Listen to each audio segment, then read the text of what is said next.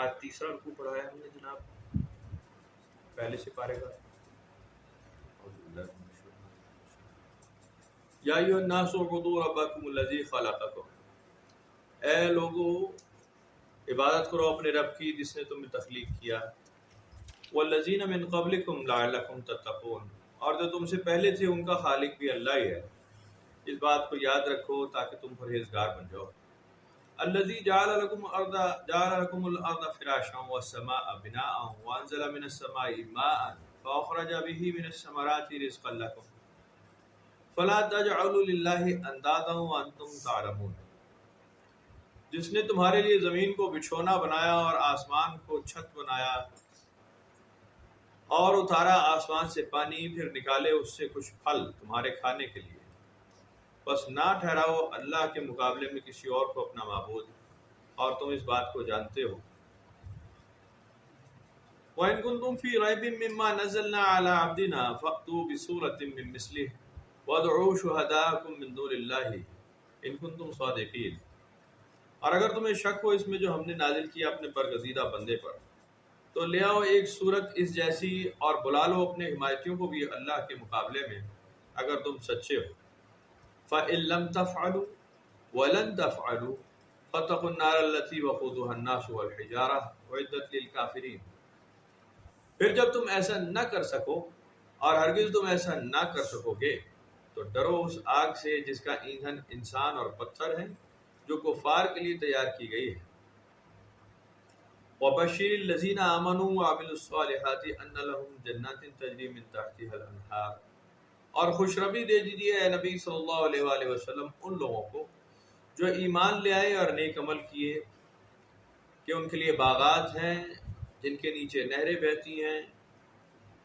کلما رزقوا منها من ثمرۃ رزقا، انہیں کھلایا جائے گا ان باغوں سے کوئی پھل.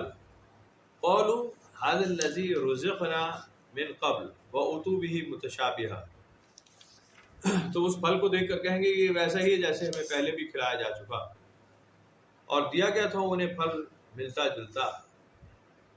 وَلَهُمْ فِيهَا أَزْوَاجٌ مُطَهَّرَةٌ وَهُمْ فِيهَا خَالِدُونَ، اور اس میں ان کے لیے پاکیزہ بیویاں ہوں گی اور وہ اس میں ہمیشہ رہیں گے. ان اللہ لا یستحیی ان یضرب مثلا ما بعوضة فما فوقها، اللہ تعالیٰ اس بات میں کوئی شرم نہیں رکھتا کہ وہ مثال دے کسی مچھر کی یا اس سے بھی کسی حقیر چیز کی. فَأَمَّا الَّذِينَ آمَنُوا فَيَعْلَمُونَ أَنَّهُ الْحَقُّ مِن رَّبِّهِمْ، تو جو ایمان والے ہیں وہ جانتے ہیں کہ اس مثال کی یقیناً کوئی وجہ ہوگی اور اللہ تعالیٰ کی طرف سے حق سچ نازل ہوا ہے. وَأَمَّا الَّذِينَ كَفَرُوا فَيَقُولُونَ مَاذَا أَرَادَ اللَّهُ بِهَٰذَا مَثَلًا، اور کفار حیرت میں پڑ جاتے ہیں کہ اس طرح کی مثال دینے کے لیے اللہ کا کیا ارادہ تھا، یہ مثال کیوں دی گئی ہے. يُضِلُّ بِهِ كَثِيرًا وَيَهْدِي بِهِ كَثِيرًا وَمَا يُضِلُّ بِهِ إِلَّا الْفَاسِقِينَ، وہ گمراہ کرتا ہے جسے چاہتا ہے اور ہدایت دیتا ہے جسے چاہتا ہے، لیکن وہ گمراہ صرف انہیں کرتا ہے جو نافرمان ہو. الذین ینقضون عہد اللہ من بعد میثاقہ، وہ جو توڑتے ہیں اللہ سے کیے گئے پختہ وعدے کو اسے باندھ لینے کے بعد. وَيَقْطَعُونَ مَا أَمَرَ اللَّهُ بِهِ أَن يُوصَلَ وَيُفْسِدُونَ فِي الْأَرْضِ أُولَٰئِكَ هُمُ الْخَاسِرُونَ، اور جس کا باندھنے کا جوڑنے کا حکم فرمایا اللہ نے اس رشتے کو کاٹتے ہیں اور فساد مچاتے ہیں زمین میں، وہی لوگ نقصان اٹھانے والے ہیں. کیف تکفرون باللہ وکنتم امواتا فاحیاکم ثم یمیتکم ثم یحییکم ثم الیہ ترجعون، کیوں کر انکار کرتے ہو تم اللہ کا حالانکہ جب تم حالت مردہ میں تھے تو اس نے تمہیں زندہ کیا، وہ پھر تمہیں مارے گا اور پھر زندہ کرے گا اور پھر تم اس کی طرف پلٹائے جاؤ گے. هو الذی خلق لکم ما فی الارض جمیعا ثم استوى الی السماء فسواہن سبع سماوات وَهُوَ بِكُلِّ شَيْءٍ عَلِيمٌ، وہی جس نے پیدا فرمایا تمہارے لیے جو کچھ زمین میں ہے سب کا سب، اور آسمان کی طرف توجہ فرمائی تو ٹھیک ٹھیک 7 آسمان بنا دیے، وہ سب کچھ جانتا ہے اور علم رکھنے والا ہے. صدق اللہ العظیم. یہ ہے آج کا سبق، بہت مشہور باتیں ہیں جی اس کے اندر، بہت اللہ تعالیٰ کی بڑائی کا ذکر ہے، اللہ تعالیٰ کی تخلیق کا ذکر ہے کہ جی انسان کو تخلیق کیا اس نے اور اس کی عبادت کی جائے تاکہ انسان پرہیزگار رہے۔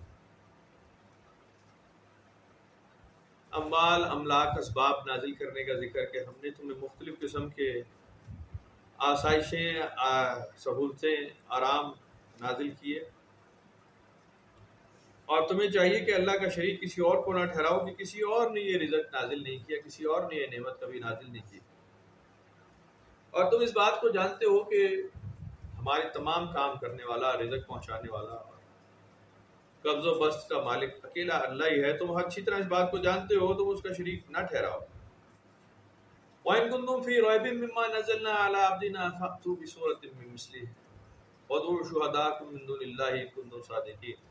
اور یہ کتاب جو ہم نازل کر رہے ہیں، اگر تمہیں اس کے نزول میں ذرا برابر بھی شک ہے کہ یہ اللہ کی طرف سے نازل نہیں ہوئی اور یہ کسی اور انسان کا کلام ہے، تو تم اسی طرح کا کوئی اور کلام بنا کر، کوئی ایک ایسی صورت ہی مثال بنا کر لے آؤ ہمارے پاس، اور چاہو تو اپنے حمایتی بھی بلا لو، بڑے عالم فاضل بنتے ہو، بلا لو اپنے حمایتیوں کو بھی اللہ کے مقابلے میں اگر تم سچے ہو۔ فَإِن لَّمْ تَفْعَلُوا، پھر تم ایسا نہ کر سکو گے، وَلَن تَفْعَلُوا، اور ہرگز تم ایسا نہیں کر سکو گے کہ قرآن کے مقابلے میں کوئی کتاب، کوئی آیت، کوئی صورت بنا سکو۔ فَاتَّقُوا النَّارَ الَّتِي وَقُودُهَا النَّاسُ وَالْحِجَارَةُ، تو ڈرو اس آگ سے جس کا ایندھن انسان اور پتھر ہیں، اعدت للکافرین، جو کفار کے لیے تیار کی گئی۔ پہلے جتنی قومیں آئی ہیں اس میں بھی اصول، قوانین وضع کیے گئے، اور انبیاء علیہ الصلوۃ والسلام کی سنتیں اس میں ثابت ہوئیں حالات کے حساب سے۔ وقت بدلتا گیا، کچھ چیزیں حرام قرار دی جاتی گئیں جو پہلے حلال تھی، ممنوعات، مکروہات میں فرق آتا گیا، فرق انسان کی جیسے جیسے ترویج ہو رہی تھی انسانیت کی، ویسے ویسے فرق آیا۔ کچھ انبیاء علیہ الصلوۃ والسلام کی سنت مختلف رہی، انسانی فطرت سے میل نہیں کھاتی تھی۔ مثلا حضرت عیسیٰ علیہ السلام کی جو سنت رہی ہے وہ کنوارا رہنا رہی ہے، انہوں نے شادی نہیں کی، انہوں نے مکان بنانے پر کوئی بات نہیں کی کہ جناب ایک گرہستی بنائی جائے، ایک فیملی سسٹم، ایک عائلی نظام، ایک خاندان کی بات کریں، قانون کی بات ہو، رواج کی بات ہو، سزا کی بات ہو، جزا کی بات ہو، پختہ بات اس پہ آپ کو نہیں ملے گی۔ حضور سیدنا عیسیٰ کی آپ نے یہ ضرور فرمایا کہ میں توریت کو ماننے والا ہوں اور موسیٰ کی شریعت پر قائم ہوں، لیکن آپ نے اس کے مخالف بھی کئی باتیں کی۔ موسیٰ علیہ السلام نے تو شادی کی تھی، عیسیٰ علیہ السلام نے نہیں کی، اور کچھ قوانین وضع کیے جس میں سزائیں دی گئیں۔ عیسیٰ علیہ السلام کے دور میں ایسا نہیں، آپ نے سزاوار، قصوروار کو چھوڑنے کی بات کی کہ ہم سارے ہی قصوروار ہو چکے ہیں اور اب سزا دینے کا مستحق لائق کوئی نہیں رہا۔ یہ بڑی کتاب والی، یعنی توریت اور انجیل کی اگر کمپیریزن کر رہے ہیں تو آپ کو ایسے ہوگا، اور پیچھے داؤد علیہ السلام کے دور میں چلے جائیں، زبور کی طرف چلے جائیں، تو وہ اس میں بھی آپ کو کچھ فرق چیزیں ملیں گی جو کہ اس معاشرے کے لیے تو ٹھیک تھی، سرکمسٹینشل تھی، اس ماحول میں تو چل جاتی تھی، اس ماحول میں، اس دور میں مشکل چلتی۔ نبی پاک صلی اللہ علیہ وسلم سے جب رواج دیا گیا قرآن شریف کا اور نازل کی گئی کتاب، اس میں وہ تمام ایسپیکٹس رکھے گئے کہ جو عام آدمی کی زندگی میں آئیں گے پوری دنیا میں، چاہے یورپ کا، چاہے امریکہ کا، چاہے ایشیا کا، کسی میں اس کی زندگی میں جو اپ ڈاؤنز آئیں گے، اچھے برے، اس کو تفصیل سے ڈسکس کر دیا کہ جی آپ ایک عام آدمی کی زندگی گزاریں آرام سے۔ ہم آپ کو نہیں کہتے کہ جی آپ ساری رات سجدے میں پڑے، آپ ہوا میں اڑنے کی ترکیبیں سیکھیں، آپ کوئی کراماتی آدمی بن جائیں، آپ آسمان پر چڑھ جائیں۔ یہ ایسپیکٹ ہم ایکسپیکٹ کر ہی نہیں رہے۔ نہ اس کتاب کو اس لیے نازل کیا کہ یہ کتاب آپ پڑھیں گے اور پہاڑ چل پڑیں گے اور بڑی معجزانہ زندگی ہو جائے گی، لیکن بعد میں آنے والوں نے ایسے ہی کیا ہے، اللہ رحم کرے۔ قرآن شریف سے بہت سارے پھنسے ہوئے کام نکالنے، اس کے اوپر بڑی کتابیں لکھی بعد میں لوگ، لیکن قرآن شریف میں اللہ تعالیٰ نے اس کو بتایا کہ جی یہ ہدایت نامہ ہے ایک عام آدمی کے لیے، جو مسائل تمہیں زندگی میں آنے والے ہیں ہم وہ اس میں بتا رہے ہیں کہ ان کے حل نکالیں۔ ترکے کے مسائل، جائیداد کی تقسیم، اب جائیداد کی تقسیم کا اگر معاملہ ہے تو جائیداد ہونی پیچھے ضروری ہے، اس کا مطلب جائیداد کو مال کو، اسباب کو اللہ تعالیٰ نے ڈیموٹ نہیں کیا کہ جی بالکل حرام کام ہے اور یہ مت کرو، ایسا نہیں. آپ رکھ سکتے ہیں اپنا مال، کیونکہ اس لیے کہ آپ صاحب جائیداد ہوں گے لازمی. آپ کو آخر کہیں نہ کہیں کسی سٹیج پہ آپ مال کماتے ہیں، بشری فطرت ہے، بشری جبلت ہے. آپ کہیں گے جی نہیں کماؤں گا اور بالکل منع ہو گیا، ہر آدمی ایسا نہیں کر سکتا. نبی پاک صلی اللہ علیہ وسلم کی کوئی جائیداد نہیں تھی، آپ کا کوئی ترکہ نہیں تھا، آپ نے اپنی اولاد کے لیے کچھ نہیں چھوڑا. آپ نے اسی لیے زکوٰۃ بھی آپ پہ نہیں بنتی، آپ نے مال ہی نہیں اکٹھا کیا، زکوٰۃ کیا دینی چاہیے. ہر آدمی ایسا نہیں کر سکتا، ہر آدمی کے لیے اپلیکیبل نہیں. عام آدمی کے لیے زکوٰۃ کا نظام نازل ہوا قرآن شریف میں، عام آدمی کے لیے مال کی ترکے کی تقسیم کا نظام نازل ہوا، کیونکہ عام لوگ ایسے ہی ہوں گے، مال بھی کمائیں گے، اسباب بھی ہوں گے، نفع سمجھیں گے، نقصان جانیں گے، کاروبار کریں گے، ناپ تول کریں گے، کمی بیشی ہوگی. اس لیے یہ تمام قانون بھی کہ کمی بیشی کے قوانین کیا ہوں گے، خرید فروخت کے مسائل معاملات کیسے طے کیے جائیں گے، قرآن شریف میں بھی اور حدیث میں بھی تفصیل سے، بالکل باریکی سے، گہرائی میں جا کر اس کو ڈسکس کیا گیا. کیونکہ لوگ کاروبار کریں گے، ہر آدمی پہاڑیوں میں نہیں بیٹھ جائے گا جا کر غاروں میں اور برگزیدہ نہیں ہو جائے گا دھوتی باندھ کر کہ جی میں ملنگ ہو گیا ادھر. سارے نہیں ایسے ہوں، وہ تو گنتی کے 4 چنیدہ لوگ ہوں گے اور وہ بس وہاں معاملہ لیکن شریعت میں، معاشرے میں، سوسائٹی میں آپ کام کریں گے، آپ کاروبار کریں گے، آپ روپیہ کمائیں گے، آپ خرچ کریں گے، آپ بچائیں گے، سیونگ بھی کریں گے، سال کے اینڈ تک آپ کو پھر اس سیونگ کے اوپر کچھ دینا ہے. آپ فصل بھی کریں گے، پھر آپ کو اس کا عشر دینا ہے، 10واں حصہ. آپ خاندان بھی بنائیں گے، آپ شادیاں بھی کریں گے، آپ کی بیوی بھی ہوگی، آپ کے بچے بھی ہوں گے، فیملی سسٹم ہوگا، ان کے حقوق بھی ہوں گے، ان کے فرائض بھی ہوں گے. ماں باپ کے حقوق بھی آپ کو بتا دیے گئے، اولاد کے اوپر بھی آپ کی ذمہ داریاں آپ کو تفصیل سے بتائی گی، کیونکہ ہوں گے، معاشرے میں حصہ ہے. پھر آپ شادی کریں گے تو آپ طلاق بھی کریں گے، میاں بیوی کے جھگڑے بھی ہوں گے. یہ نہیں کہ شادی کی اور بس کامیاب ہی ہو گیا اور بڑا بہترین کام ہو گیا یہ چلے گا. طلاق کا نوبت بھی آئے گی، جھگڑا بھی میاں بیوی میں ہو سکتا ہے، اس لیے طلاق کی آپشن رکھ دی کہ جی آپ کا نہیں ذہن بنتا، آپ نہیں سمجھتے کہ اللہ کی حدیں قائم رکھیں گے، آپ الگ ہو جائیں، احسن طریقے سے الگ ہو جائیں. قرآن شریف میں یعنی بڑے تفصیل سے لکھا ہے کہ احسن طریقے سے انہیں جدا کر دو اگر تم ان کے ساتھ نہیں رہنا چاہتے. انہیں تنگ کرنے کے لیے روکنے کی ضرورت نہیں، وائس ورسا دونوں سائڈ سے، نہ ہی عورت کی طرف سے زیادتی ہو، وہ سوچ لیں کہ جی اس مرد سے میرا گزارا نہیں، میں نے اس کے ساتھ گیا. آپ احسن طریقے سے الگ ہو جائیں، آپ اللہ کی حدوں کو توڑتے ہوئے ساتھ نہ رہیں. کیا ضرورت، اللہ کی حدیں بھی توڑ رہے ہیں. نفرت بھی بیوی کو شوہر سے ہے، شوہر کو بیوی سے نفرت ہے، چڑ ہے، ایک دوسرے کے ساتھ رہنا بھی پسند نہیں کرتے، دل اٹھ چکا ہے. آپ احسن طریقے سے الگ ہو جائیں. آپ کہیں کہ میں اللہ کی حدیں قائم کرنے لائق نہیں ہوں، مجھے نہیں لگتا کہ میں اپنے شوہر کے ساتھ یا اپنی بیوی کے ساتھ لائل ہوں دل کی گہرائی سے اور حدوں کو قائم رکھوں، تو آپ الگ ہو جائیں. آپ کیوں زبردستی ایک جھوٹ کا سودا باندھتے ہیں، ایک دھوکے کا سودا باندھتے ہیں؟ بلایا کوئی ہم نے عیب نہیں رکھا ہے اس کے اندر، آپ الگ ہو جائیں، کسی اور جگہ رشتہ باندھ لیں. اللہ تعالیٰ ہاں اس میں پروموٹ جو کیا اللہ تعالیٰ نے پروموٹ کہ بہتر ہے کہ تم اپنے رشتہ ازواج کو منسلک رہو، اسے ہی مضبوط بناؤ اور ٹائم لو اور سوچو اور سمجھو. اور اگر وہ شوہر اپنی بیوی کو واپس لوٹا لے تو بہتر ہے کہ وہ عورتیں واپس ہی لوٹ جائیں اپنے شوہر کی طرف، نہ جائے طلاق کی طرف معاملہ. لیکن اگر چلا گیا تو کوئی پریشانی نہیں، معاشرہ ہے ایسا ہوگا، ڈیڈ لاک لگا دیں گے، کام نہیں چلے گا، پھر کرپشن بڑھے گی، پھر میاں بیوی وہ رہیں گے لیکن ایک دوسرے کی جڑیں کاٹیں گے. ایک ہی فیملی میں ایک گھر کے اندر رہتے ہیں، اگر بیوی اور شوہر کا کلیش ہو جائے اور وہ ایک دوسرے کی جڑ کاٹتے ہیں، ایک دوسرے کے چور ہوں، ماحول کیا ہوگا؟ آئندہ آنے والی اولاد پہ کیا اثر پڑے گا؟ بیڑا گرک ہو جائے گا. اس لیے اللہ تعالیٰ نے بڑی اوپن آپشن دے دی کہ آپ چھوڑ دیں اور دوسری جگہ کر لیں، اور بہت ہی آسانی کے ساتھ. اس کی کئی مثالیں احادیث میں، بخاری میں، مسلم میں، روایات میں، آگے امیر المومنین خلفائے راشدین کے زمانے میں بڑی مستند مثالیں ملتی ہیں کہ جی معمولی اختلافات پر بھی جب یہ دیکھ لیا گیا کہ اس کے لانگ ٹرم جو اثرات ہوں گے برے ہوں گے تو ان کے رشتے کو ختم کر دیا گیا، دوسری جگہ رشتے قائم کر لیے گئے. کوئی ایسی بات نہیں. خود قرآن شریف میں اس کی بہت ہی بڑی مثال. حضور پاک صلی اللہ علیہ وسلم کی ذاتی زندگی سے دی گئی ہے کہ آپ کے منہ بولے بیٹے حضرت زید کا جو معاملہ ہے ان کا اپنی بیگم سے جھگڑا رہتا تھا اور جھگڑا بڑھ گیا اور بہت برا حال ہوا اور رشتہ چلنے والا نہیں تھا، تو اللہ تعالیٰ نے کہا کہ جی ان کا رشتہ ختم کر دیں، ان کی طلاق کرا دیں۔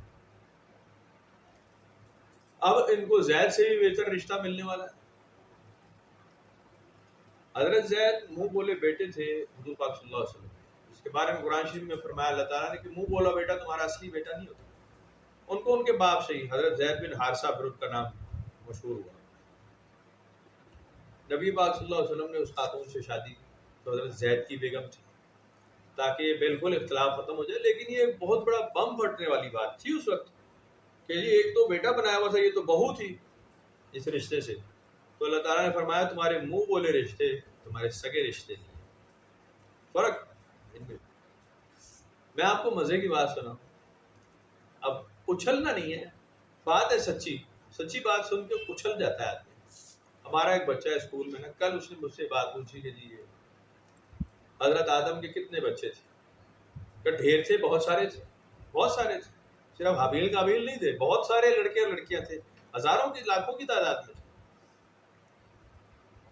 تو انہوں نے کہا کہ جی جو مطلب لڑکے اور لڑکیاں تھے انہی کی آپس میں شادیاں ہوتی تھی، بالکل ہوتی تھی ایسے ہی، جبکہ ان دونوں کے ماں باپ ایک ہی تھے، حضرت حوا اور حضرت آدم انہی کی اولاد تھے، یعنی ڈائریکٹ انہی کی سبلنگز انہی سے تھے، بہن بھائی تھے، ان میں شادیاں ہوتی تھی۔ تو بچے نے پوچھا کہ جی کیسے ہوتی تھی وہ شادی؟ تو بہن بھائی میں نہیں ہو سکتی۔ میں نے اس کو یہ بتایا کہ یہ پہلے حلال تھا، جائز تھا، اور اب اس کو منع کیا گیا، بعد میں پابندی لگا دی۔ کچھ لوگ یہی کہتے ہیں کہ نہیں جی وہ فرق ہوتا تھا، ایک صبح پیدا ہوتا تھا ایک شام کو پیدا ہوتا تھا، اس میں یار ماں باپ تو ایک ہی تھے، بات ادھر ختم ہوتی ہے کہ نہیں ہوتی؟ حضرت آدم اور حضرت حوا کی اولاد تھے یا نہیں تھے؟ یا کچھ اگ رہے تھے زمین سے، کچھ پیدا ہو رہے تھے، کچھ انڈوں میں سے نکل رہے تھے، وہ سارے ہی پیدا ہو رہے تھے جی حضرت آدم اور حوا سے، ماں باپ ہی ایک تھے سر۔ کیوں جی؟ آج بھی ایسا ہی ہے کہ نہیں؟ آج فرق پڑ گیا، آج کیا فرق پڑ گیا؟ اولاد تو آدم اور حوا کی رہ گئے نا، اب یا پیو بدل گیا ہے یا ماں بدل گئی ہے، وہ بدل سکتا ہی نہیں تھا، قیامت ہو جائے گا، اس حساب سے آپ بہن بھائی ہی ہیں، تو اب آپ اچھلتے کودتے رشتہ کر لیتے شادی۔ اب آپ کو یہ سوچ آتی ہی نہیں کہ یہ میری بہن ہے، یہ میرا بھائی، نہیں آتی۔ مینٹلی سیٹلڈ ہو گئے آپ اس بات پہ، اور کچھ نہیں ہوا۔ In fact your parents are the same, وہاں سے نہیں بدل سکتے آپ، آدم اور حوا کی اولاد ہی رہیں گے، آپ جو مرضی کریں، وہاں سے تو نہیں بدلیں۔ لیکن آپ کہتے ہیں نہیں یہ تو فلانے خاندان کا ہے، فلانے نسل کی عورت ہے، فلانے رنگ کی عورت ہے، اس کی تو نسل ہی الگ ہے، اس کا تو نسب ہی الگ ہے۔ ان فیکٹ الگ شلگ کچھ نہیں ہوتا۔ میں ابھی کل شجرہ پڑھ رہا تھا پرانا، وہ کچھ کام تھا، تو سام، حام اور یافس، یہ تین بچے تھے نوح علیہ السلام۔ نوح علیہ السلام کے نا تین بیٹے تھے، سام، حام اور یافس۔ تو سام کی اولاد میں سے، سام کے بارے میں اسلامک آئیڈیالوجی کے مطابق نا جو حضرت سام تھے وہ ایک نبی تھے، حضرت نوح کے بعد جو ان کے سکسیسر تھے وہ یہ تھے، اور نبوت کی کتاب ان کو ملی آگے، نبوت کی صحائف اور تعلیم نوح علیہ السلام کے بعد۔ اور حام تھے وہ اس طرف ایشیا کی سائڈ پر آ گئے تھے، اور یافس کا معاملہ جو تھا وہ افریقن کنٹریز کی طرف رہا۔ تو ایک ہی باپ سے تین بچے اور ان کے آگے اولاد، فرق تو کوئی نہیں ہو رہا، حام کا بچہ ہے یا سام کا بچہ ہے یا یافس کا بچہ ہے تو نوح کا بچہ، نوح علیہ السلام کا بچہ، اور ان کی بیوی نافرمان، قرآن شریف کے حساب ایک برگزیدہ نبی، اس کی بیوی نافرمان، ان سے ہونے والی اولاد، اب ساری اولادیں انہی سے چلیں گی، یا کہیں اور سے باہر سے اگنا ہے، کوئی نیا کوئی درخت سے نکلنے کی کام شروع ہوئی، نوح علیہ السلام کے علاوہ کوئی سلب چل رہا ہے؟ نہیں ایسی بات۔ بائبل کے کمال دیوانے لوگ ہیں، وہ اپنا الو سیدھا کرنے کے لیے، جیسے ہمارے آج کل سیاست میں ہو رہا ہے، سارے نیک ہیں، تو مسلمانوں اور عیسائیوں اور یہودیوں کا جھگڑا بھی بڑا ایسے ہی رہا ہے۔ وہ یہ اصل میں نسل ایک ہی ہے، بنی اسماعیل اور بنی اسرائیل جو ہے نا، مسلمان جہاں سے چلے اور یہودی، یہ باپ کا ایک ہی اولاد ہے، یہ دونوں کا باپ ایک ہی، ابراہیم علیہ السلام۔ تو وہ کہتے ہیں کہ نہیں، جو ابراہیم علیہ السلام نے ہیگر سے شادی کی تھی، ہاجرہ سے، ہاجرہ ایک غلام خاندان کی الگ عورت تھی، اور جو تھی حضرت سارہ تھی وہ تو بنی اسرائیل کی تھی، باقاعدہ سیم خاندان. کوئی ان سے پوچھے کہ جو ہاجرہ پیدا ہوئی تھی وہ کوئی درخت سے اگی تھی یا زمین سے نکلی تھی؟ بھائی حضرت ہاجرہ کہاں سے آئی تھی؟ اور بھائی نوح علیہ السلام کی کہیں اولاد ہی ہوگی نا، حام یا سام یا یافس کی اولاد میں سے ہوگی، جس میں سے ابراہیم علیہ السلام کے ہے. یا یہ کوئی زمین سے اگنے والی بھی ایک نسل ہے یہاں پر، یا آسمان سے ڈائریکٹ نازل ہونے والی بھی کوئی نسل؟ اور نسل تو کہیں نہ کہیں تو نوح علیہ السلام سے جا کے ملتی ہے نا، چاہے غلام فیملی ہے، چاہے آقا فیملی ہے، چاہے گورا ہے، چاہے کالا، فیملی تو ایک ہی ہے، فیملی ایک ہی ہوتی. تو بہرحال ریلیٹڈ تھا، اس سے تو بات یاد آ جاتی ہے کہ انسان ایسے ہی جوڑ توڑ کا شکار ہے، ایسے ہی جوڑ توڑ. اللہ تعالیٰ کا اس سے کچھ لینا دینا نہیں. قرآن شریف میں بھی لکھا کہ ہم نے تو کئی چیزیں پہلے حلال قرار دی تھی، تمہیں اس میں بڑی کوئی علامہ گیری ثابت ہوئی تو ہم نے کہا حرام کر لو، تمہارا کیا جاتا ہے؟ ہمارے لیے تو حرام حلال کچھ نہیں، تمہارے لیے ہے تم کر لو. تم نے کہا جی یہ ابدار ہے چیز، یہ معیوب ہے، ٹھیک ہے. اب قرآن شریف میں یہ بہت ہی زبردست ایک قانون پھر رہا ہے جو کہ دیکھو بے شرمی کی باتیں مت کرنا، بے حیائی کی بات کی طرف مت جانا، معیوب بات کی طرف مت جانا. رشتوں میں تم شادی کر سکتے ہو لیکن بہنوں سے شادی مت کرنا، اور ایسی عورت سے شادی مت کرنا جسے پہلے تمہارے باپ نے شادی کر رکھی ہے، تمہاری ستیلی ماں ہے، تو اس کے ساتھ ہم تمہارا رشتہ حرام قرار دے رہے ہیں. ایک معیوب بات ہے، بہت بری بات ہوگی، بڑی بے حیائی کی بات ہوگی کہ وہ رشتہ بڑا معیوب مانا جائے گا. تو اس کا قرآن شریف میں ذکر نازل ہو گیا کہ دیکھو ہم تمہیں معاشرتی بھلائی بتا رہے ہیں کہ یہ تمہارے لیے بھلے کی بات ہے، ورنہ تمہارے لیے یہ کام تو تم کر لو گے، اگر تم کر لو گے تو ہم کون روکتا ہے؟ ہم نہ روکیں گے نہ معاشرے میں کوئی روکے گا. ہم نے قرآن شریف میں لکھ دیا جھوٹ مت بولو، تو جھوٹ بولتے ہو نا، ہم نے تو تمہیں نہیں روکا بولنے سے، تمہیں بتا دیا کہ یہ ٹھیک کام نہیں ہے، لیکن تم جھوٹ بولتے ہو. تمہیں کون روک لیتا ہے؟ تمہیں اللہ روک رہا ہے یا آخر رسول تمہارے منہ پر ہاتھ رکھ دیتا ہے؟ کیا کرتا ہے؟ کچھ بھی نہیں کرتا، تم بول دیتے ہو، معاشرہ بھی بول رہا ہے، تم بھی بول رہے ہو، لیکن ہم نے منع کر دیا. اسی طرح سے ہم تمہیں برائی بتا سکتے ہیں کہ یہ اچھا ہے، یہ برا، کرنا تمہاری مرضی کی بات ہے، کرتے تم ہو. اب یہ ہم نہیں کہتے کہ جناب جھوٹ بولا ہے تو تمہیں جناب علی دائرہ اسلام سے خارج کر رہے ہیں. یہ تم آپس میں کہتے ہو، آپس میں کہتے ہو. نماز جس نے نہیں پڑھی وہ دائرہ اسلام سے خارج، جس نے فلانا نہیں کیا وہ، تو دائرہ اسلام سے خارج اگر تم ہو تو ہو گے بھائی. ہمارا اس میں کیا جاتا ہے؟ دائرے میں آ جاؤ یا باہر چلے جاؤ، ہمارا اس سے بھی کوئی لینا دینا نہیں ہے. تمہارا ہے، تمہارا ہے، کیونکہ ایک دائرے سے نکل بھی گئے تو دوسرے دائرے میں گھس جاؤ گے. ابھی جیسے عمران خان والی کہانی سناؤ تھوڑی سی. وہ کہہ رہا نا ہم آزادی مارچ کریں گے، آزادی مارچ، آزادی حاصل لے کے رہیں گے آزادی، یہی جملہ ہے نا. ابھی امریکہ کے خلاف آزادی لے کے، یہ بھی ایک کھوکھلا جملہ ہے ماشاءاللہ. مجھے بھی بڑا اچھا لگ رہا ہے، سچی بات ہے میں بتاؤں نا، مجھے یہ جملہ اچھا ہے. امریکہ سے نجات حاصل کرو، آزادی حاصل کرو. ایک اور غلامی کے لیے اگلا جملہ یہ، چائنا کی غلامی یا رشیا کی غلامی. ایک آزادی سے نکل کے دوسری غلامی میں، ایک غلامی سے نکل کے دوسری غلامی. آپ ساری ہی آزادی کی طرف یا تو چلے جائیں یا پھر آپ ساری غلامی کو ایک جیسا مان لیں. پھر فرق کیا ہے؟ اس کے آقا پن سے نکل کے دوسرے کو آقا بنانا، لیکن بنانا تو ہے. جب بنانا ہے تو پھر پہلے والا ہی ٹھیک ہے. کیا فرق ہے پھر؟ ادھر سے غلامی نکل کے دوسری، ایک بندش سے نکل کے دوسری، جس کی مثال میں نے آپ کو پہلے سنائی تھی بڑی اچھی. ایک آدمی تھا، اس کا نام تھا سبقت اللہ. اور کچھ عرصے بعد اس کے کچھ دوست تھے، یہ حضرت غوث علی شاہ قلندر نے لکھا ہے، ان کے ایک جاننے والے تھے، کہتے ہیں وہ صاحب تھے، ان کا نام تھا سبقت اللہ. کچھ عرصہ گزرا، سال 6 مہینے گزرے، میں نے ڈھونڈا کہ جی وہ کہاں گیا ہمارا ایک دوست. پتہ چلا جی وہ تو ہندو ہو گیا اور فلانی ٹیکری پر بیٹھا. جا کے کیا ملا تو اس نے کش کا کمنڈل کیا ہوا تھا، اور کہتا جی اب آپ نے کیا نام رکھا؟ کہتا ہے رنگین رام.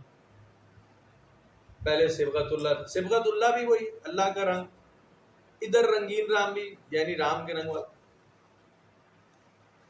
تو تو انہوں نے کہا جی اب میں کش کا کمرل کرتا ہوں، وہ لگایا وہ جناب تلک شلک لگا کے بیٹھے. کمال ہے، اگر تو نے ایک قید سے نکل کے دوسری میں ہی آنا تھا تو پھر پہلی میں ہی رہتا، یا پھر دونوں سے آزاد ہوتا. اگر بہادر تھا دونوں کو چھوڑتا، وہاں سے نکل کے یہاں آنے میں تجھے کیا فرق؟ کہتے تو وہ آگے لاجواب ہو گیا. کہتے نہیں وہاں بندشیں بہت تھیں. تو انہوں نے کہا یہاں کیا آزادی ہے، ایک برابر ہے. سوچیں گے اگر مذہب میں آپ رہیں گے، آپ گروہ میں رہیں گے، آپ ایک اسکول آف تھاٹ میں ہیں، آپ قانون کے دائرے میں رہیں گے، آپ کسی بھی مذہب میں رہیں، آپ کو رول اور ریگولیشن تو آپ کے اوپر آ جائیں گے. لا اینڈ آرڈر آپ کے پاس ہے. آپ کہیں نہیں جی میں سارے لا اینڈ آرڈر سے نکلنا چاہتا ہوں اور میں جنگل واسی ہو جائیں، تو آپ کو مزے کی بات ہے جنگل میں بھی کہیں نہ کہیں کوئی قانون ٹکر جائے گا، آپ اس کے پابند ہو جائیں گے یا نہیں ہوں گے. جنگل کے قانون میں سے ایک کمال کا قانون یہ ہے کہ آپ زمین پر نہیں سوئیں گے. کیوں بولا؟ کہ رات کے وقت زمین پہ اتنا کیڑا رینگتا ہے نا کہ آپ کو سونے نہیں دیتا. پھر آپ چھت پہ چڑھنے کا وہ مچان بنائیں گے، جب مچان بنائیں گے تو چھت ڈالیں گے، تو چھت خبیث کے بچے ڈالنی تھی تو شہر میں ہی رہتا ہے، وہاں جنگل میں جا کے کیوں ذلیل ہو رہا ہے؟ چھت تو نے بنائی وہاں جا کر. یہ سب بودھی بات ہے، سب بودھی. فرق کچھ نہیں ہے. انسان جو ہے نا وہ ظلومن جہولا ہی ہے، ظالم اور جاہل. کرتا وہی ہے، صرف اپنے ٹوسٹنگ کرتا ہے، چابی اپنی مروڑی ہوتی ہے، کہتا ہے وہ والا غلط تھا یہ ٹھیک ہو گیا. اب ان فیکٹ آپ اسیر ہی رہتے ہیں، آپ غلام ہی رہتے ہیں. آپ غلام نہ رہیں تو آپ بڑے تنگ رہتے ہیں. بڑا دکھ ہوتا ہے آپ کو اس بات. پرانے جو ہمارے باپ دادا گزرے جنہوں نے گورے کا دور دیکھا ہے انگریز کا، بڑے شد و مت سے کہتے تھے بڑا اچھا وقت تھا، بڑا اچھا، کھاتا تھا تو لگاتا تو تھا. گورے کا بھی یہی تھا نا، کھاتا ہے تو لگاتا ہے. وہ چھٹی میں دودھ پلاتا تھا، ہاں جی اسکول جاؤ تو دودھ بھی لگا ایک گلاس، وظیفہ ملتا تھا، پتہ نہیں کیا کچھ ریلیف تھا پیکج، کوئی گھی میں سبسڈی تھی، بہت کچھ دیتے تھے وہ. تو مسلمان جو مغل بادشاہ تھے وہ تو ناچ گانے میں ہی اینڈ پہ لگے ہوئے تھے. یہ بھی بہادر شاہ ظفر صاحب کا وہ ہے نا، اینڈ پہ جب یہ انگریز محل میں داخل بھی ہو رہے تھے تو یہ ڈانس ہی دیکھ رہے تھے، تب ان کو اریسٹ کیا. تو بہرحال وہ پہلے ان کی غلامی تھی، اس سے پہلے مراٹھوں کی غلامی تھی، قبائلی غلامیاں تھیں، ایک دوسرے سے لڑتے تھے. کچھ لوگ کہتے تھے ہم پرامن رہیں گے، وہ امن کے غلام تھے، امن کے اسیر، ڈرپوک، بزدلی کے غلام. یہ بہادری کے غلام تھے. ہم بہادر بنیں گے، ہم اپنی سالمیت برقرار رکھیں گے، ہم تلوار کے زور پر اپنی آزادی حاصل کریں. تو وہ تلوار کے غلام ہو جاتے تھے. تلوار رکھ نہیں سکتا تھا، جنگجو تلوار نہیں رکھ سکتا، گھوڑے کی پیٹھ سے اتر نہیں سکتا. تو اگر گھوڑے کی پیٹھ سے اترا تو کوئی اور تلوار اٹھا کے اس کی گردن مار دیتا. یہی ہوا ہے ہمیشہ کہ آپ نے تلوار رکھی ہے جب تو دوسرے نے گردن کاٹ دیا، تو آپ ہمیشہ اسیر ہی رہتے، ہمیشہ کسی دائرے میں بند رہتے، کسی نہ کسی گروپ میں گھس جاتے. اور آپ کو اس کا بڑا شوق ہے. اللہ تعالیٰ نے یہی مذاق آپ کا قرآن شریف میں بار بار اڑایا کہ تمہیں غلامی کا بڑا شوق ہے، تمہیں ایک قانون چاہیے، تمہیں ایک نظام چاہیے، تمہیں ایک بندش چاہیے. میرا ان بندشوں سے، قوانین سے، لینے دینے سے کچھ تعلق نہیں. تمہارا ہے، تم مانگتے رہتے ہو کہ ہمیں کسی گردش میں، بندش میں، کسی دائرے میں داخل کیے جائے. ہم نے کر دیے، مختلف دائرے بنائے ہیں، کبھی ایک میں نکلتے ہو، کبھی دوسرے میں، کبھی تیسرے میں، اور پھر کہتے ہو میرا جو دائرہ ہے وہ اللہ کا پسندیدہ دائرہ ہے جس میں میں ہوں. ہر آدمی یہی وکل کیا ہے وہ بھی یاد آ جائے گا کہ ہر ایک اپنے گروہ میں مست ہے، خوش ہے. تو بہرحال زمین کو بچھونا بنایا، آسمان پھر پانی اتارا، پانی میں سے کچھ پھل نکالے، تاکہ بس اب تمہیں چاہیے کہ اللہ کے لیے مقابل نہ ٹھہراؤ. اور تم یہ بات جانتے ہو ہم نے جو نازل کیا اپنے بندے پر، برگزیدہ پر، اس طرح کی کوئی ملتی جلتی صورت بنا سکتے ہو تو بنا کر لے آؤ، کوئی گواہ، کوئی مدد، کوئی حمایتی کوئی ہو تو لے آؤ. لیکن تم ایسا کر نہیں سکتے. جو لوگ ایمان لائے، نیک عمل کیے، ان کے لیے باغات ہیں جن کے نیچے نہریں بہتی ہیں، انہیں کھلایا جائے گا ان میں سے. اور وہ پھلوں کی صورت دیکھ کر کہیں گے کہ یہ تو کمال کی چیز ہے، پہلے بھی ہم نے کھا رکھی ہے، اور اللہ نے پہلے بھی ہمیں یہ نعمت دی تھی. تو ہم نے اس کو پہلے کھلایا ہوگا اس سے متشابہ پھل، اور ان کے لیے پاکیزہ بیویاں ہوں گی اور وہ اس میں ہمیشہ رہیں گے۔ محفل سے پہلے ہم یہی بات کر رہے تھے کہ کوئی دکھ پریشانی والی بات چھوڑو، کہیں ڈھونڈتے ہیں کہ جنت کا معاملہ کہ کہاں کوئی سنے دل پسند بات، باغ ہیں، پھل ہیں، ٹیک لگے ہوئے ہیں اور بیویاں اور پاکیزہ، اور کیا بات ہے، فریج لگا ہوا ہے، اے سی میں ہے جی، ٹھنڈی ہوا آ رہی ہے، کھانا پینا تیار ہے، کیبل بڑی ساری چل رہی ہے، اور جناب کئی ہزار فٹ بڑی ایل ای ڈی چل رہی ہے، ریموٹ میرے ہاتھ میں، کیا بات، دل پسند زندگی۔ اگر اس میں بور ہو گئے تو پھر وہ آپ کی مرضی۔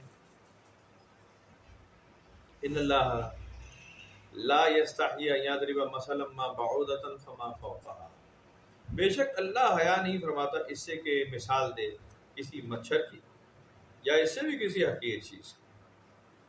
وہ تو مثال اس لیے دیتا ہے کہ تمہیں بات سمجھ آ جائے، تمہارے مینٹل لیول، مینٹل اپروچ کے مطابق، تمہاری سوچ کے حساب سے تمہاری بات۔ فَأَمَّا الَّذِينَ آمَنُوا فَيَعْلَمُونَ أَنَّهُ الْحَقُّ مِن رَّبِّهِمْ، ایمان والے بات کو جانتے ہیں کہ یہ اللہ تعالیٰ نے جو نازل کیا ہے، یہ مثال یا بات، اس میں کوئی نہ کوئی رمز ہے، اس میں کوئی نہ کوئی سچائی کی بات ہے، یہ ہمارے بھلے کی۔ لیکن جنہوں نے فراڈ ہی کرنا، ایمان نہیں لانا، وہ کہتے ہیں کہ جی ماذا اراد اللہ بہذا مثلا، اس مثال کو دینے سے اللہ کی کیا مرضی ہے، یہ مثال کیوں دی ہے، یہ تو ایک عجیب و غریب سی بات ہے۔ یضل بہ کثیرا ویہدی بہ کثیرا، وہ اسی طرح جسے چاہتا ہے کثرت سے گمراہ کر دیتا ہے اور جسے چاہتا ہے کثرت سے ہدایت دے دیتا ہے۔ وما یضل بہ الا الفاسقین، لیکن وہ فاسقین کے علاوہ، نافرمانوں کے علاوہ گمراہ نہیں کرتا کسی کو، وہ نیکوکاروں کو گمراہ نہیں کرتا۔ نیکوکار کیا ہوں گے، یہ بڑا مشکل تھا۔ نیکوکار کیا ہوں گے؟ سیف الزبان ہوں گے، منہ سے بات نکالیں گے پوری ہو جائے گی، دعا میں بڑا اثر ہوگا، لوگ دعائیں کرائیں گے پوری ہو جائے گی، عوام میں اڑتے ہوں گے۔ ایسا نہیں ہوگا۔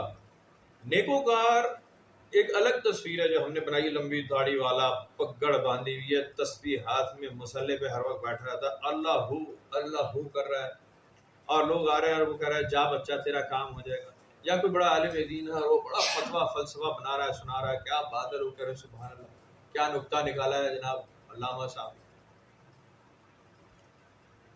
بندہ خدا تو بڑا عجیب و غریب وضع خطا کا ہوا، بھوکا،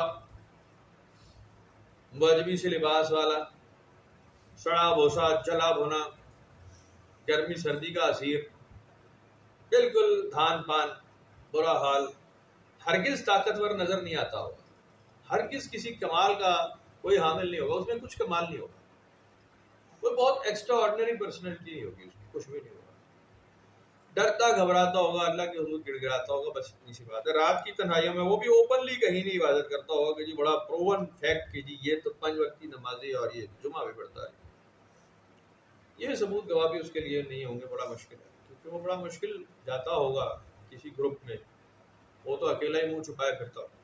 بندگان خدا کی تو تصویر جب آپ بنائیں گے حدیث کے حساب سے، قرآن، تو وہ اس طرح کی بنے گی، بجائے اس کے کہ بڑی لمبی داڑھی اور آنکھوں میں سرما اور سر پہ بڑی سی دستار اور ایک کپڑا اور دوسرا کپڑا اور شمامہ اور امامہ اور سندل اور عود اور کافور اور فلانا اور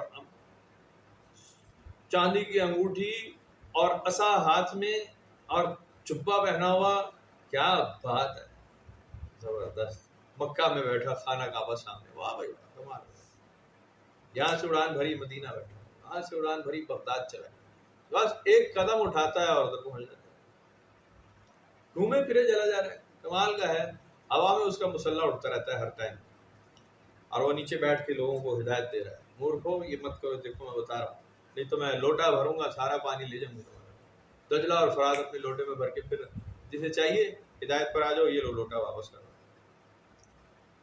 یہ تصویریں بڑے تبادر کے ساتھ برگزیدگی کی بنی، اور یہ ہم نے نہیں بنائی، یہ پہلے بھی بناتے رہے، اسی طرح عیسائیوں میں بھی۔ عیسائیوں سے بھی پوچھے، میں نے کئی دفعہ پوچھا، ان کے پاس جواب کوئی نہیں تھا، ایک حیرت ناک بات۔ ابھی کل ایسٹر ہے عیسائیوں کا، اس کے اوپر پھر بات کریں گے، لیکن میں چھوٹی سی بتاتا ہوں، عیسائیوں کا مین سمبل کیا ہے؟ عیسائیوں کی پہچان آپ کیسے کہیں گے کہ آدمی کرسچن ہے؟ اس نے کیا پہچان کی ہوگی؟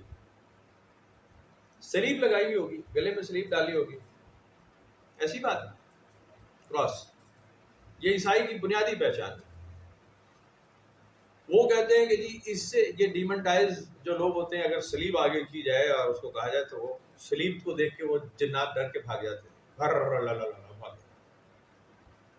یہ سلیب ہے ذلت کا نشان، جو کہ توق کے اور سزا کے طور پہ عیسیٰ علیہ السلام کو دیا یہودیوں نے.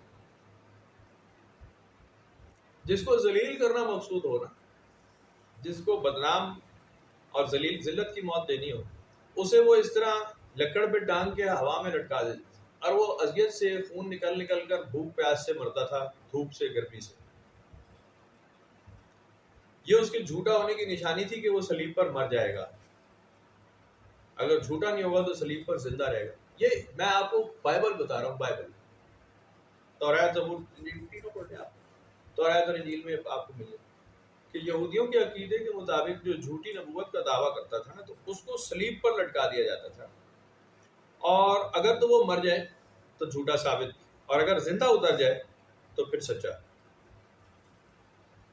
ورنہ ذلت کا نشان اس میں ڈال دیا جاتا تھا کہ یہ راندان درگاہ ہے اور یہ معاشرے کا ایک ناسور تھا جسے ہم نے ذلت کی موت مارا.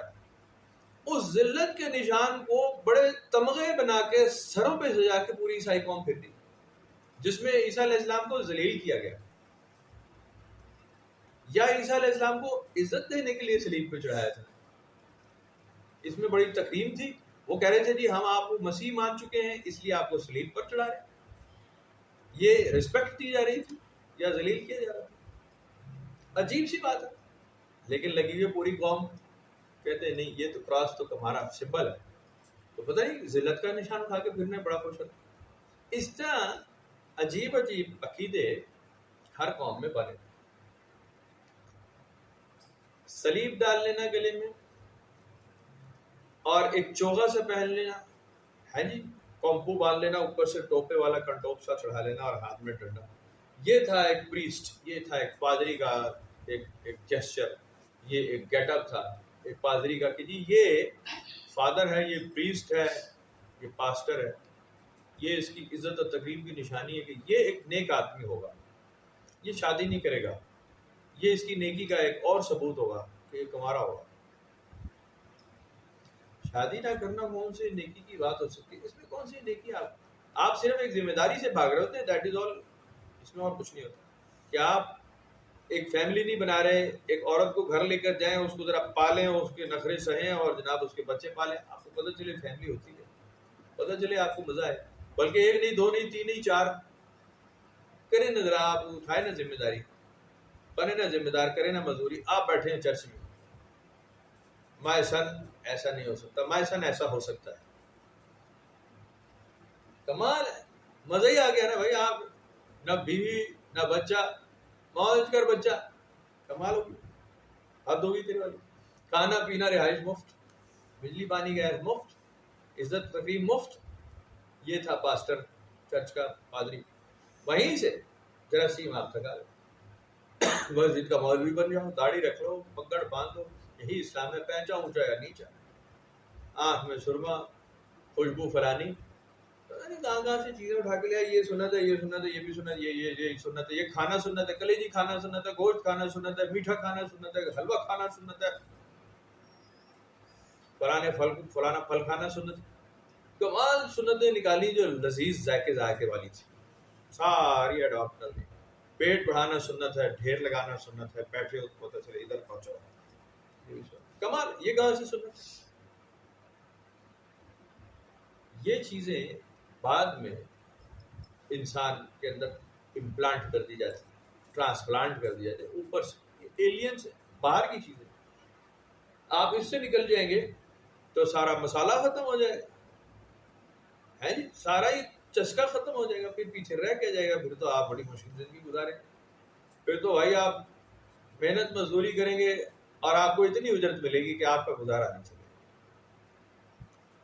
تو بہرحال سیدھا راستہ مشکل راستہ ہوگا ہمیشہ. یہ یاد رکھیں، سیدھا راستہ آسان راستہ نہیں ہوگا. قرآن شریف کے حساب سے بتا رہا ہوں، جو راحتیں ہیں دنیا کی، آسائشیں ہیں، آلائشیں ہیں جو ضرورت سے زیادہ مل رہی ہیں آپ کو، ضرورت سے، تو الارمنگ ہے. آپ فوراً سمجھیں کسی اور کا حق ہے جو مجھے دیا گیا ہے کہ مجھے آزمایا جائے، اور یہ مجھے کسی کو دینا ہے ڈھونڈ کر، یہ میرے استعمال کی چیز نہیں ہے جو مجھے ملی ہے. لیکن آپ کہتے ہیں آدھا من فضل ربی، ابھی 10 لاکھ آئے ہیں، 10 اور آ جاتے نا، بڑا مدرسہ، وہ 10 اور آ جاتے ہیں. آ ہی جاتے ہیں کہ نہیں آتے، آ ہی جاتے ہیں. دنوں میں لوگ لاکھ پتی سے ارب پتی تک گئے ہیں، کروڑ پتی کی بھی بریک نہیں ماری اور ارب پتی گئے ڈائریکٹ.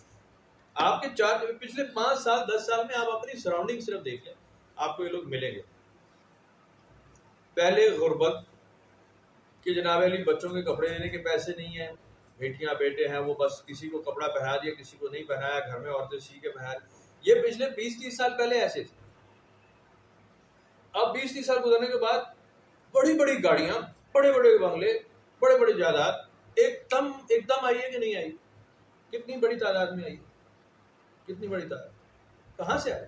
میں وہی رو رہا تھا کہ جی 5 کروڑ 6 کروڑ کی اگر گاڑی ہے ایک آدمی کے پاس اور سڑک پہ بھری پڑی ہے اس وقت، آپ صرف سڑک پہ کھڑے ہو جائیں کسی جگہ پہ، آپ دیکھیں گے یہ بڑی بڑی جیپیں 5 کروڑ 6 کروڑ 8 کروڑ کی گاڑی ڈھیر لگا ہوا ہے، ہر منٹ بعد 1-2 گزر ہی رہی ہے. 70-80 لاکھ کی گاڑیاں تو ایسے ہی چیونٹیوں کی طرح رہی ہیں اس وقت بازار میں. ہم تو 2-2.5 لاکھ کی گاڑی لے کے بھی سمجھتے ہیں نا وہ بڑا خرچ ہو گیا، یہ پیسے بھی کوئی نہیں سنچائے گا. 2-2.5 لاکھ خرچ کرنا مشکل. 70-80 لاکھ کی 1 کروڑ کی گاڑی آپ خود اندازہ لگائیں گھر سڑک پہ کتنی پھر. چھوٹی گاڑیاں 2 نمبر گاڑیاں اور بڑی گاڑیاں 6-8 کروڑ والی وہ بھی پھر رہی ہیں. یہ ہونڈا جو جیپ ہے بڑی لینڈ کروزر ٹائپ کی جو ہونڈا گاڑی، یا آپ کو پتا ہے 6 کروڑ 8 کروڑ کی گاڑی، V8 گاڑی 6 کروڑ کی گاڑی. 10 گاڑیاں 6 گاڑیاں 8 گاڑیاں ایک آدمی کی. یہ میرے بیٹے کی ہے، میری بیوی کی ہے، میرے بھائی کی ہے، میری بیٹی کی ہے، گھر میں 6 گاڑیاں. ایسا ہوا یہ نہیں نا، گوشت آدھا من فضل ربی، ایسا نہیں ہوتا. اگر ایسا ہوتا نبی پاک صلی اللہ علیہ وسلم کے پورا مدینہ میں اونٹ ہی اونٹ کھڑے ہوتے، بڑے قیمتی نسل کے گھوڑے ہی گھوڑے کھڑے ہوتے. وہ جیسے مولانا طارق جمیل صاحب فرما رہے تھے، ان کے پاس بھی اچھی گاڑی ہے تو اللہ کرے اور 10 گاڑیاں ہوں. نیک آدمی اچھے آدمی، ان کی آمدن ہے تو لے لی، کوئی بات نہیں. کسی نے ان سے پوچھا کہ جی یہ جو گاڑی آپ نے رکھ رکھی ہے یہ سنت کے مطابق؟ انہوں نے کہا جی، کیونکہ نبی پاک صلی اللہ علیہ وسلم کے پاس ایک بڑا قیمتی اور بہت ہی مہنگا گھوڑا تھا، آپ نے بڑے شوق سے پال رکھا. مان کی بات ٹھیک ہو گئی. وہاں سے انہوں نے گاڑی لی کہ یہ رکھی جا سکتی ہے، اٹ از الاؤڈ. میں حیران پریشان رہ گیا اس بات کو کہ شاب ابی طالب میں اگر وہ گھوڑا تھا تو بھائی بھوکے کیوں مر رہے تھے؟ اور لوگ مر جاتے تھے، ڈیڈ لوگوں کی موت واقع ہو رہی تھی بھوک سے.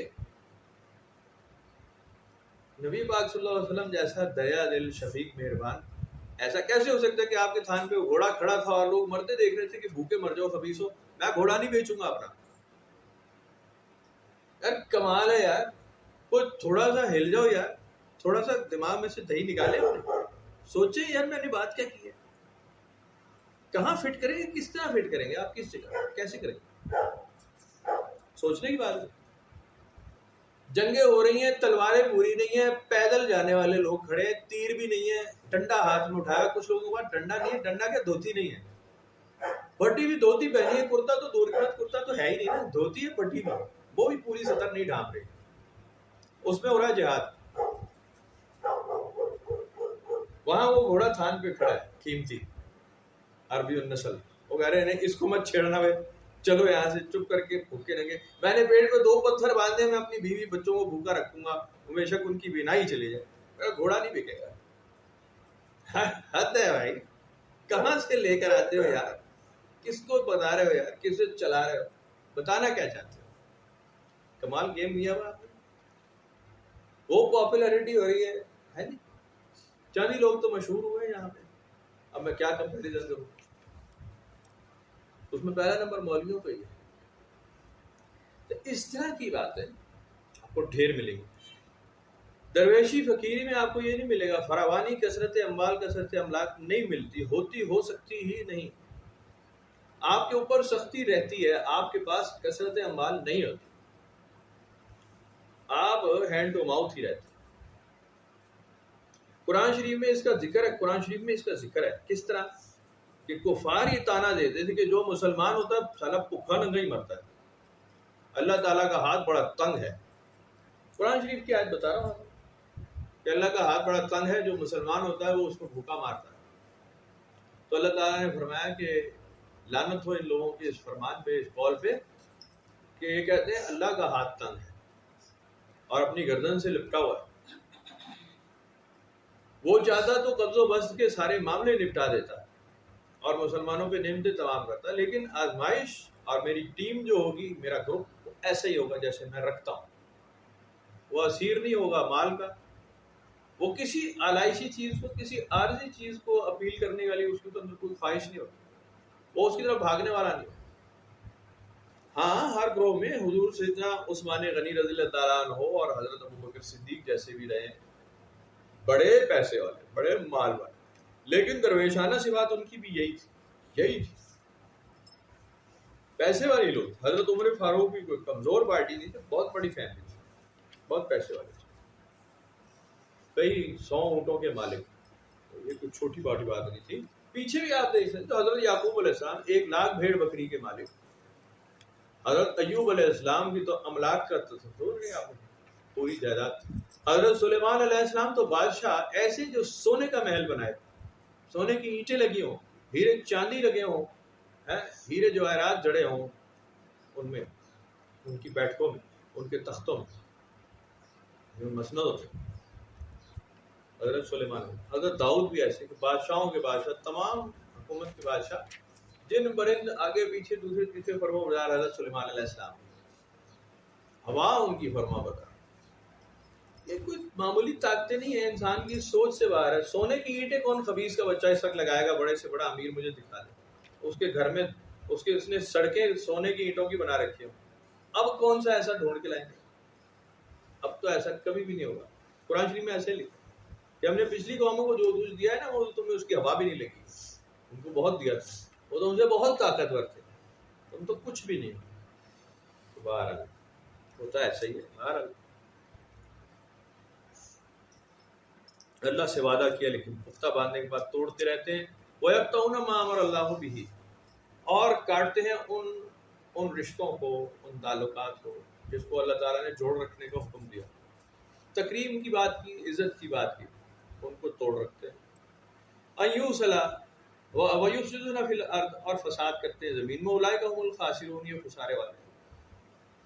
تم کیسے انکار کر سکتے ہو اللہ کا جبکہ تمہیں اس نے مردہ سے زندہ کیا، پھر تمہیں مار دے گا اور پھر تمہیں زندہ کرے گا اور پھر تم اس کی طرف ہی پلٹائے جاؤ گے۔ وہی جس نے پیدا کیا تمہارے لیے دیکھو زمین میں سب کا سب، اور توجہ فرمایا آسمان کی طرف، اور ٹھیک ٹھیک بنا دیا انہیں 7 آسمان، وہ سب کچھ جانتا ہے اور علم رکھنے والا، وہ بھی کلی شے علیم، ہر شے کا علم رکھنے والا ہے۔ تو یہ سبق ہے تیسرا رکوع سورہ البقرہ کا۔ بہرحال بحثیں ختم نہیں ہوں گی، دنیا میں ہمیشہ بحث چلتی رہے گی اچھے اور برے کی۔ ہر آدمی خود کو اچھا کہتا رہے گا، لازمی ہر مکتبہ فکر خود کو اچھا جانتا رہے گا اور دوسروں کی برائیاں نکال کر دے گا آپ کو، یہ ہمیشہ رہے گا۔ تو ان ساری چیزوں سے نکل جائے۔ بہتری شیتری کے امکان کوئی نہیں ہوتے، جتنی مرضی بہتری آ جائے آپ اس میں برائی کا امکان پیدا کر لیتے۔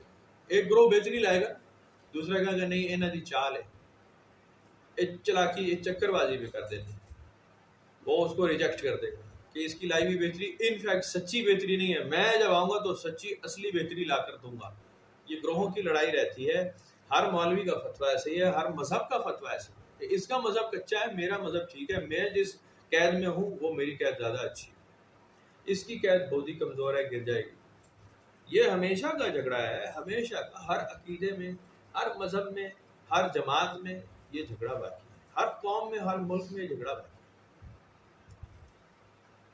بنیادی بات یہ ہے کہ ایک بھی انسان پوری دنیا کا، میں کھلا چیلنج کرتا ہوں، یہ 8-10 ارب لوگ اگر کوئی کسی کا جواب ہو کہ آپ کا مقصد حیات کیا ہے، آپ پہنچنا کہاں چاہتے ہیں، آپ کیا حاصل کرنا چاہتے ہیں، آپ ایک تسلی بخش جواب دے دیں، تسلی بخش جواب کو دے دیں، پکا مضبوط جواب ہو، اندر سے جواب دیتے ہوئے آپ اس میں کچے نہ پڑیے گا، پورے پکے حوصلے سے جواب دینے کے اہل ہیں تو آپ جواب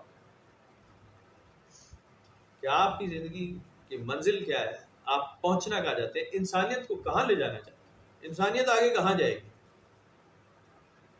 حیات کہاں جانا چاہتی ہے، آپ کیا ہمیشگی کی زندگی چاہتے ہیں، آپ املاک چاہتے ہیں، اموال چاہتے ہیں، اسباب چاہتے ہیں، ہمیشگی کی زندگی چاہتے ہیں، ہمیشہ کی صحت چاہتے ہیں، کیا آپ یہ چاہتے ہیں؟ ترقی یافتہ قوم، ہم تو کھوتے کا سیر ہے نا، ہم تو نالیاں چاہتے ہیں، یہ بھی بند ہے جی، ہماری نالی کھلی ہو، باقی بھاڑ بھی پورے محلے کی جائے، میری نالی کھل جائے ہے جی، اپنی نالی سے کوڑا نکال کے دوسرے کی نالی میں ڈال دیں، یا ہمارے یہاں گلی میں مارکیٹ میں نا ایسے ہی ماشاء اللہ اپنی دکان کا کوڑا نکالا اگلی دکان میں یا بس گلی میں چھوڑ دیا، بہت ہوا نا کوئی دریا دل ہے تو اس کو آگ لگا دیا، ایسے بس اتنا ہی دماغ ہے، بچگانا ککا سا دماغ، چچا سا دماغ ہے بس۔ ہم تو اپنی بات نہیں کر رہے، میں تو ترقی یافتہ قوموں کی بات کر رہا ہوں جو کہیں مریخ شریف پر پہنچ گئے، بڑی ریولوشن مچائی، راکٹ لانچ کر دیے، کیا کر دیے، ان کے ذہن میں بھی اصل انسانی معراج ہے کیا؟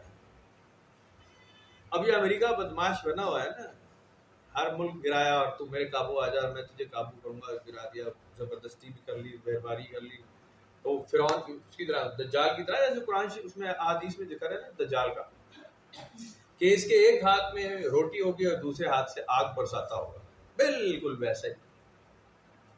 لیکن بھائی تو یہ اپنی کرنا کیا چاہتا ہے؟ ان فیکٹ کوئی اپنی قوم کو ہی بتا دے، چاہنا کہاں جاتا، کرنا کیا چاہتا،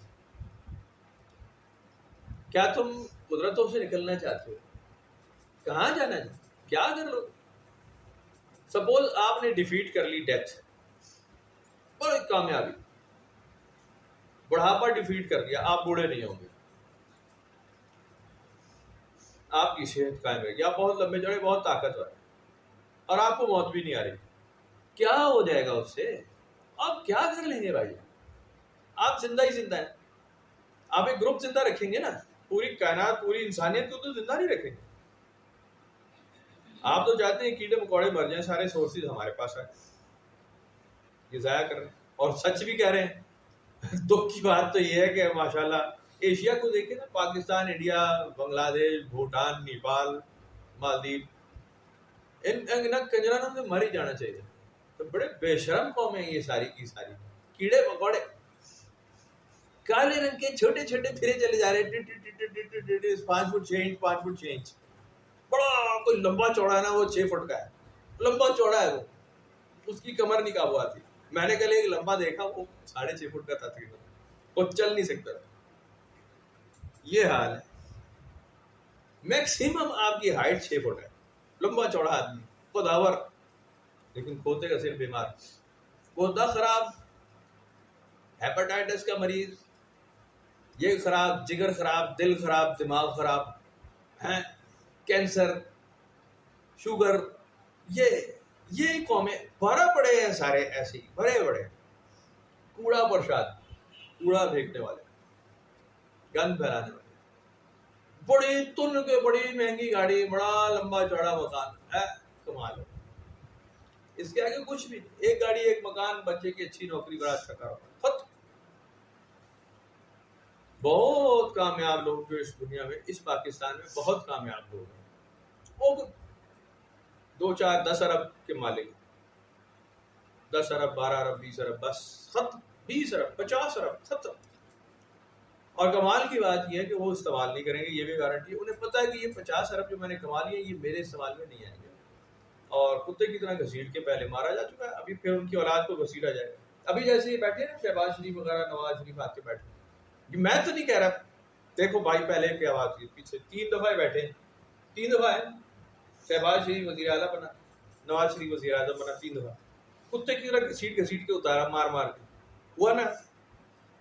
اب نہیں اتاریں گے، اتارنے والے نیک پیارے اتاریں گے یا نہیں؟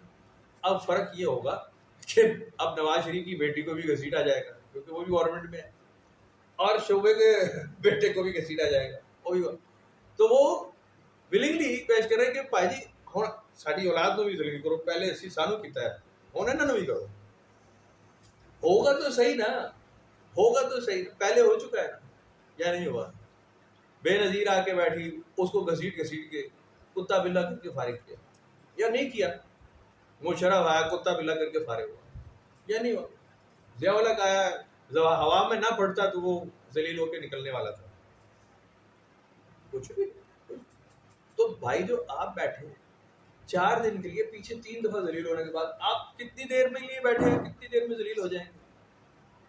پھر بیٹھ گئے آپ، پھر انہیں کو کہا جی حضور ذلیل ہونے واسطے تیار آ جی، یس سر، ہوں میں لائن چ لگا، مارو جی 4 دن مجھے ذرا ہے جی انگلیاں چلانے دو، اور بعد میں مجھے ذلیل کر دینا، گھسیٹنا۔ پھر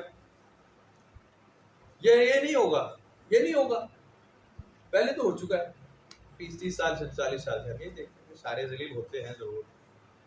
اور پیچھے آپ دیکھ لیں، مغلوں کو دیکھ لیں، سلطان شہاب الدین غوری کو دیکھ لیں، یہ اس سے بڑے بادشاہ تو نہیں ہے، یہ بابر سے تو بڑے بادشاہ نہیں۔ کیا ہوا اس کے ساتھ؟ وہ کتے کی طرح گھسیٹ کے مارا اس کو بھی، بابر کو، ہمایوں کو، اکبر کو، یہ شہزاد سلیم کو، شاہ جہاں کو، اپنوں نے ہی گھسیٹ گھسیٹ کے مارا ہے، اپنوں نے۔ کب نہیں ہوا ایسا؟ آپ اور پیچھے چلے گئے، اور پیچھے چلے، سکلائل الیگزینڈر کو دیکھ لیں آپ، پیچھے اشوکا کو دیکھ لیں، بڑے بڑے بادشاہ، بڑے بڑے بادشاہ۔ آپ حضرت عمر کو دیکھ لیں، اپنی ہی مسجد میں سیکیورٹی کے بیچ میں آپ کی کمر میں چھرا گھونپ دیا گیا، زہر آلود۔ یا نہیں ہوا ایسے؟ ایسے ہوا ہی یا نہیں ہوا؟ تو بھائی جان میکسیمم انسانیت یہیں جا کے ختم ہو جاتی ہے، یا ایسے نہیں ہوتا؟ ایٹ دی اینڈ آپ وہیں چلے جاتے۔ حضور سیدنا عثمان غنی کو مسجد نبوی کے اندر، ریاض الجنہ کے اندر، جو بڑے آپ دھکے مکے لگا کے ابھی سجدے کرتے ہیں نا، یہاں پہ آپ کو شہید کیا۔ دیکھا نا کیا کرتی ہیں عورتیں، وہ جو کھلتا ہوا ریاض الجنہ نفل پڑھنا، یہی ریاض الجنہ تھا جناب، وہ یہیں پر اسی جگہ پر حضور سیدنا عثمان غنی کو شہید کیا گیا۔ 3 دن آپ کا جزء مبارک یہیں پڑا رہا، بیوی کا بھی اور آپ کا بھی۔ خلیفۃ المومنین، امیر المومنین، خلیفۃ المسلمین، حضور سیدنا علی کرم اللہ وجہہ نماز پڑھتے وقت آپ کی کمر میں، آپ کی بکھی میں، آپ کی سائڈ پر چھرا گھونپ دیا تھا۔ حضرت امام حسن کو زہر دے دیا گیا، ایسا کہ اچانک ایک دم موت نہ ہو، آہستہ آہستہ موت واقع ہو، تھوڑا تھوڑا تکلیف زیادہ ہو، مرنے کا تکلیف زیادہ ہو، زہر اثر کرے آہستہ آہستہ۔ حضرت امام حسین کو گردن اتاری، نیزوں پر چڑھایا، ہاتھ کاٹے، نیزوں پر چڑھائے، باقی جسم پہ گھوڑے دوڑائے۔ یہ انسانیت کا اینڈ ہے۔ ان سے آگے تو نہیں جا سکتے آپ، ان سے بڑے لیڈر ہو سکتے ہیں، ان سے زیادہ علم فضل والے ہیں آپ۔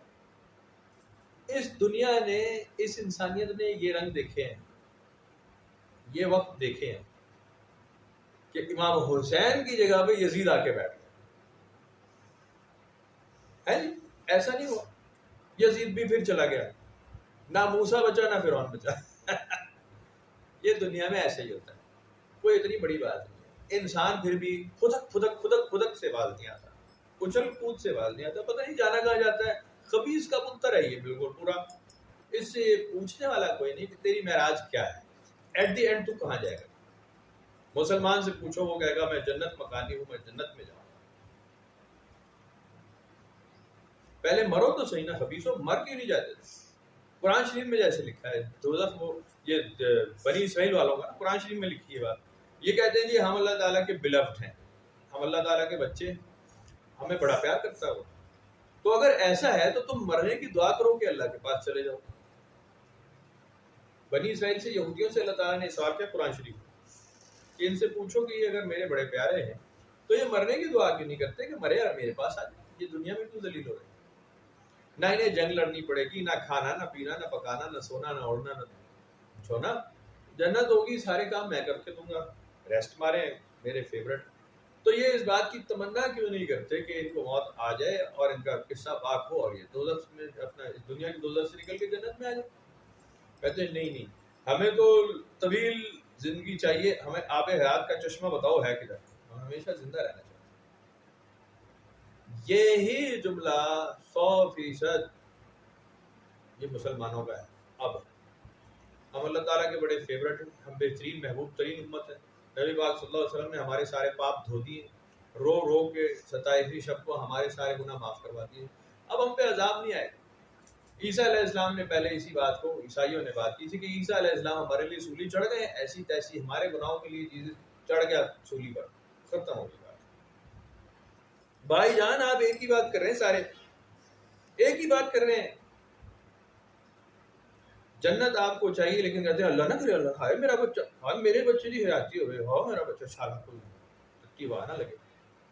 وہ بچے کو جانے دو نا جنت میں, بڑا نیک بچہ ہے تمہارا, کہ بسم اللہ جاؤ بیٹا مر جاؤ, جنت میں جا رہے ہو, میں بھی آتی ہوں پیچھے, میں ذرا روٹی پکا لوں, میں آتی ہوں, تمہارا باپ کھانا کھائے اس لیے میں ذرا پکا دوں روٹی, میں آ رہی ہوں جنت میں, آ رہے تم چلو.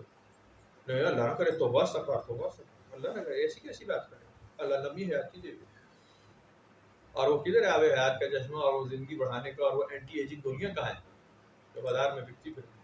تو میں جوان نظر آؤں, جوان رنگ کالا کرنے کے نئے, کوئی وہ منہ کالا کرنے کے لیے, داڑھی کالا کرنے کے لیے بال نئے قسم کے کدھر ہے وہ سارے, وہ غازے لے کر آؤ. یہ تضاد, وہ کہتے ہیں نا کھلا تضاد, یہ وہی ہے. آپ نے جانا کدھر ہے پتہ ہی نہیں. سوال ہی نہیں کہ کسی کو اس بات کا حتمی تسلی تشفی والا جواب پتا ہو میری منزل کیا ہے. کہیں گے بچے سیٹل ہو جائیں, اپنے بچے کی شادی ہو جائے, حج کر لا, عمرہ کر لا, بس میں جنت ہی میں نے کام مل جائے, بس کمال ہو گیا تیرے والا, کمال ہو گیا. اسی سوچ کے ساتھ ساری قوم, سارے یہودی, سارے عیسائی, سارے سکھ, سارے ہندو, سارے مسلمان, سارے جین, سارے پارسی, سارے افریقی, سارے لادین بٹھا دیں آپ ایک جنت میں, اپنی اپنی جنت میں. چلو یہاں سے نکال کے ایز اٹ از پوری کی پوری بلڈنگ, عمارت, کھانا پینا, سونا جاگنا, دماغ سوچ ساری آپ خدا سے اٹھا کے ادھر رکھ دو. کمال ہے یار, کمال ہے. فرق کیا پڑا بھائی, ادھر ہی رہتے, یہی ماحول وہاں ہو جائے گا. بوریت آ گئی, آج رولپ پیسے لازمی. قرآن شریف کے مطابق بھی کچھ ایسی باتیں ہیں کہ یہ باز نہیں آئیں گے دوزخ میں جا کر بھی, ایک دوسرے کو گالیاں دینے سے باز نہیں آئیں گے. ابھی جیسی گالیاں دے رہے ہیں, سارے ہی کافر ہیں, اور سارے کہہ رہے ہیں کہ حق آ گیا باطل چلا گیا. آپ کی سیاست میں بھی نہیں ہو رہا. عمران خان آیا تو حق آ گیا باطل چلا گیا. ابھی شہباز شریف آیا, اس نے بھی کہا کہ حق آ چکا باطل چلا گیا, بھاگ گیا. ہم اسلامی نظام لائیں گے, پچھلے نے کہا ہم نظام اسلامی لائیں گے. ابھی کیوں لاؤ گے یار, خدا کا خوف کر لو, مت لاؤ یار. کوئی کافر کا نظام کیوں نہیں لاتے, لے کر آؤ, ختم کرو. تمہاری بات تو سچی ثابت ہو رہا ہے, سچ تو نکلے کہ ہاں یہ لایا, جس کہا تھا وہ لے آیا. اسلامی نظام لانے کی کیوں بات کرتے ہیں ہمیشہ. تو بہرحال یہ تو آپ فائنینشیل کرائسس میں پڑیں گے, اور آپ دیکھیے گا کیا ہونے والا ہے آپ کے ساتھ. اللہ تعالیٰ رحم کرے, مراقبہ کرتے ہیں.